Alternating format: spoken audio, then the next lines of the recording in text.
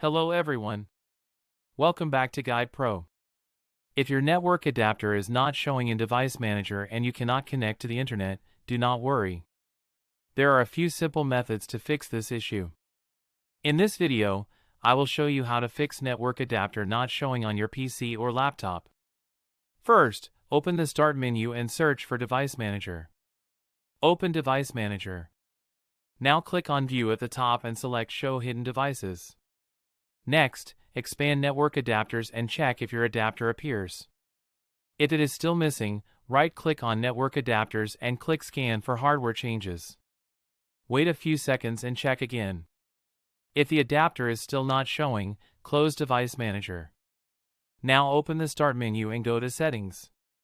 Click on Network and Internet. Then open Advanced Network Settings. Scroll down and click on Network Reset. Now click Reset Now.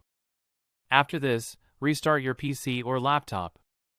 This will reinstall network adapters and fix most issues. If the problem is still not fixed, you can perform a soft reset.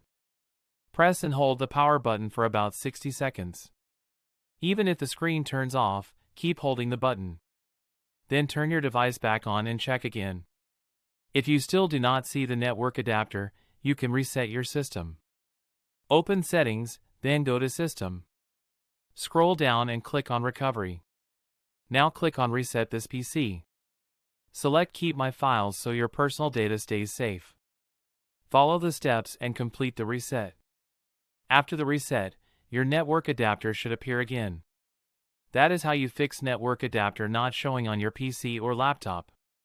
If this helped you, like the video and subscribe to Guide Pro for more PC troubleshooting tutorials.